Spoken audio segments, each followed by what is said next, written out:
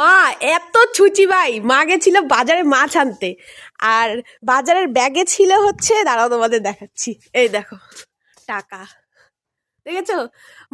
বাজারের ব্যাগে ছিল টাকা, যেহেতু মাছ এনেছে, মাছ মানে এঠো, বাস টাকাও ধুয়ে শুকো দিয়ে দিয়েছে, দেখো পুরো ভেজা, এই দেখো পুরো ভেজা।